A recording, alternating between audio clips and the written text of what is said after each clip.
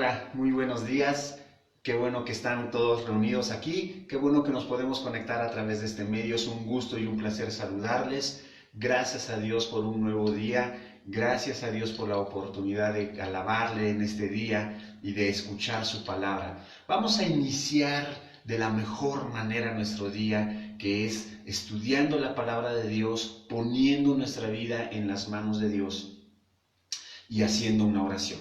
Yo quiero compartir con ustedes, si ustedes recordarán en los últimos devocionales que he tenido la oportunidad de dirigir, hemos estado estudiando el libro de los Hechos. Primero estudiamos Hechos capítulo 1, la primera vez que los apóstoles tienen que tomar una decisión.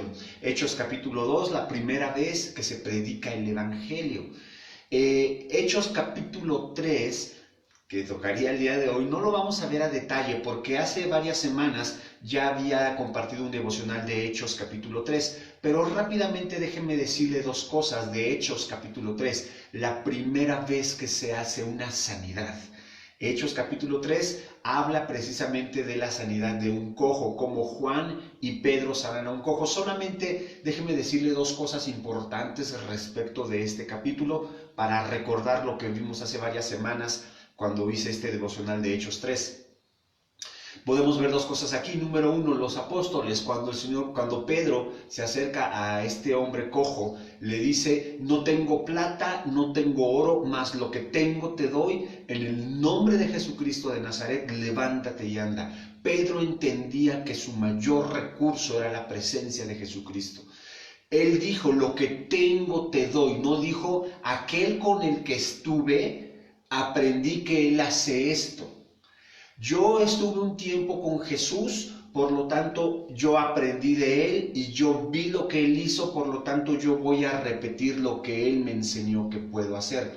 No, las palabras de Jesucristo es: lo que tengo te doy, en el nombre de Jesucristo. Las palabras de Pedro decían, en pocas palabras: Jesucristo está en mí. Él había comprendido el nuevo nacimiento, había entendido que Jesucristo vivía en él a través del Espíritu Santo y por eso lo daba. Y más adelante, en el mismo capítulo 3, dice la palabra que Pedro le dijo a las personas que lo estaban viendo: ¿por qué nos ven? ¿Por qué ponen sus ojos en nosotros como si esto hubiese sido de nosotros? Como si nosotros hubiésemos generado esta sanidad. No fuimos nosotros, fue Dios. Eso es lo que aparece en Hechos capítulo 3. Pero en Hechos capítulo 4, que es lo que quiero compartir con usted, la primera vez que los discípulos son amenazados para que no prediquen el Evangelio, la primera vez que los discípulos viven una amenaza, viven una crisis, la primera vez que los discípulos viven una situación difícil de confrontación. ¿Qué es lo que sucedió? Yo sé que ustedes lo recuerdan. Después de la sanidad del cojo, llegan los principales sacerdotes, algunos fariseos, algunos saduceos, algunos escribas, y toman a los apóstoles, específicamente a Pedro y a Juan, y los toman, los llevan a la cárcel y empiezan a platicar entre ellos en qué van a hacer. Llegan a la conclusión de que no tienen ningún delito que perseguir o un delito por el cual acusar a los apóstoles, y los dejan libres, pero les dicen: los vamos a dejar libres con una condición: dejen de predicar en el nombre de Jesús. No pueden mencionar ese nombre. Dejen de hacer aquello que están haciendo, de compartir acerca de Jesucristo. Es la primera vez que los apóstoles reciben una amenaza, es la primera vez que la iglesia de Dios es amenazada. ¿Cuál fue la respuesta de los apóstoles? Quiero por favor que me acompañes a que estudiemos en el libro de Hechos, en el capítulo 4. Vamos a leer a partir del versículo 23. Quiero compartirte dos cosas muy interesantes. Versículo 23 dice: y puestos en libertad, vinieron a los suyos y contaron todo lo que los principales sacerdotes y los ancianos les habían dicho. Y ellos, habiéndolo oído, alzaron unánimes la voz a Dios y dijeron: soberano Señor, tú eres el Dios que hiciste el cielo y la tierra, el mar y todo lo que en ellos hay. Voy a hacer una primera pausa aquí. ¿Cuál es la primera reacción de los apóstoles? No hicieron una promoción de sus derechos, no fueron a la Comisión de Derechos Humanos a decir, oye, tenemos el derecho de compartir el Evangelio. No buscaron entre los hermanos a un abogado que tuviera buenas relaciones con los principales y con los sacerdotes. Lo primero que hicieron fue orar, doblar sus rodillas y presentarse delante de Dios. El primer recurso que tenía la iglesia era la oración. La oración era una base fundamental.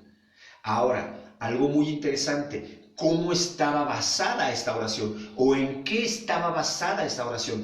La oración empieza con los apóstoles diciendo, Dios, tú eres soberano, reconocemos tu soberanía, Dios. No nada más la reconocían, sino que la entendían y sabían cómo funcionaba. Permíteme avanzar un poquito en la lectura. Están orando los apóstoles en el versículo 24. Soberano Señor, tú eres el Dios que hiciste el cielo y la tierra. Aquí ya están declarando la soberanía de Dios. El mar y todo lo que en ellos hay, que por boca de David tu siervo dijiste, ¿por qué se amotinan las gentes y los pueblos piensan cosas vanas? Se reunieron los reyes de la tierra y los príncipes se juntaron en uno contra el Señor y contra su Cristo, su ungido. Está hablando de el Salmo número 2. Porque verdaderamente se unieron en esta ciudad contra tu santo Hijo Jesús, a quien ungiste Herodes y Poncio Pilato con los gentiles y el pueblo de Israel, para hacer cuanto tu mano y tu consejo había antes determinado que sucediera.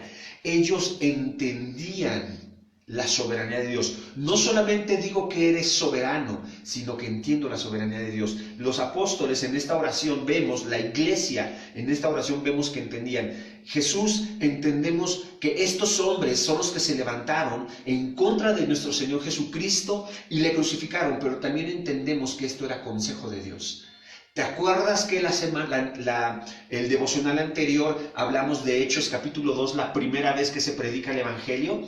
Y en esa ocasión, en ese devocional te comentaba, una característica de la primera vez que se compartió el Evangelio es que Pedro habló de la responsabilidad humana, pero también habló de la soberanía de Dios. La iglesia entendía la soberanía de Dios.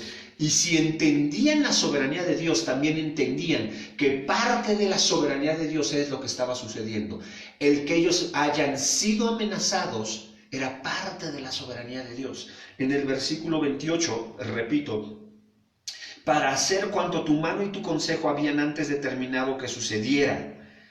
Versículo 29, segunda cosa que quiero compartir contigo. Primera cosa que compartí. Ellos entendían la soberanía de Dios. La soberanía de Dios gobierna todas las cosas. Incluso esta amenaza que estamos recibiendo es parte de la soberanía de Dios. Esta amenaza de dejar de predicar es parte de lo que Dios tiene bajo su control. ¡Wow! Versículo 29.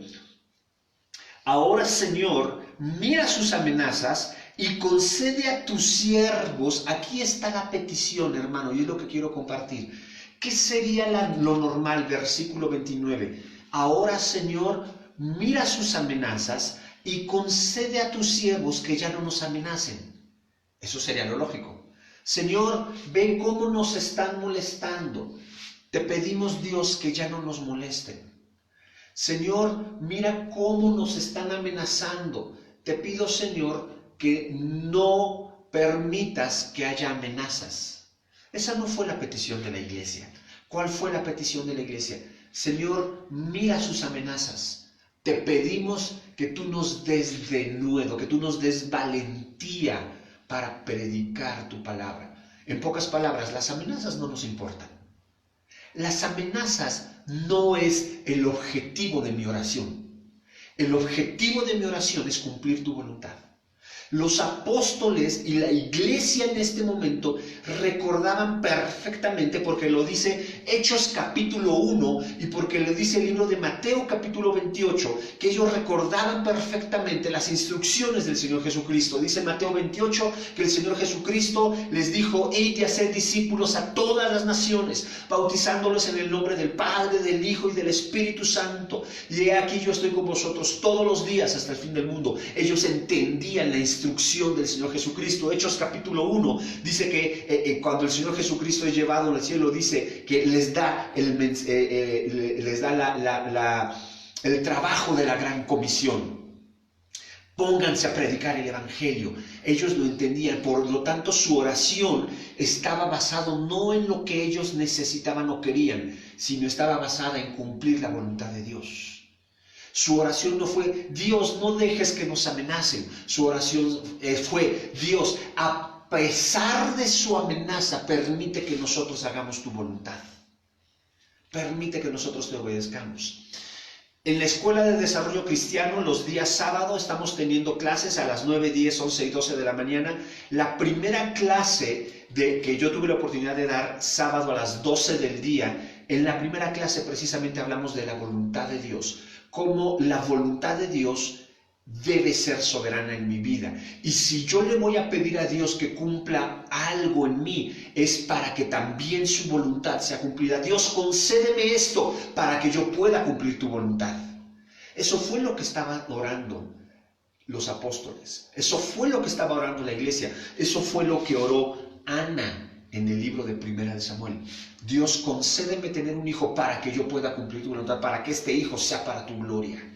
Fue lo que hizo la iglesia. Las peticiones que ellos presentaron al Padre no fue, Dios, concédeme esto, sino Dios, mira sus amenazas, dame lo que yo necesito para poder cumplir tu voluntad a pesar de sus amenazas. No fue, quita sus amenazas. Y termino. Cuando hubieron orado, el lugar en que estaban congregados tembló y todos fueron llenos del Espíritu Santo y hablaban con denuedo la palabra de Dios. Dios les dio aquello que pidieron, valentía, coraje para predicar la palabra de Dios. Dios respondió llenándoles con el Espíritu Santo, con el poder del Espíritu Santo, para hacer la obra que Él les había encargado. Quiero terminar contigo recordándote este punto.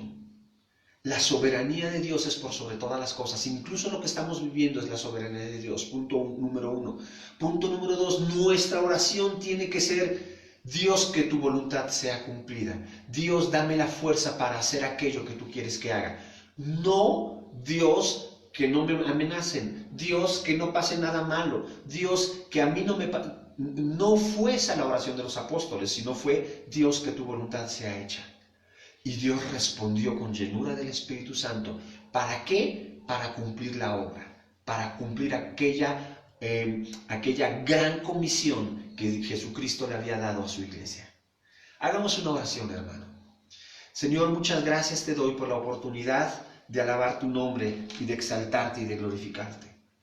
Gracias porque nos permites iniciar este día alabándote, pero también recordando que tú eres soberano, Señor. Recordando que tú estás por encima de todas las cosas. Y ponemos nuestras peticiones en el día de hoy en tus manos. Señor, tú conoces la petición de cada persona. Si tiene una necesidad económica, una necesidad de salud, una necesidad emocional. Señor, yo te pido que tú cubras esta necesidad para que tu nombre sea exaltado y sea glorificado. Para que toda la gente ponga sus ojos en ti a través del testimonio que damos con nuestra vida.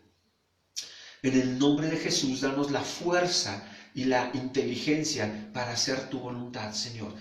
Cubre las necesidades económicas, de salud, emocionales de cada persona, para que puedan hacer tu voluntad, para que puedan glorificar tu nombre. En el nombre de Cristo Jesús lo pedimos. Espíritu Santo, llénanos de aquello que necesitamos para cumplir tu obra. En el nombre de Jesús. Amén. Hermanos, que Dios les bendiga. Es un placer verles y saludarles. Les mando un afectuoso abrazo y que la gracia de Dios sea con cada uno de nosotros el día de hoy. Bendiciones.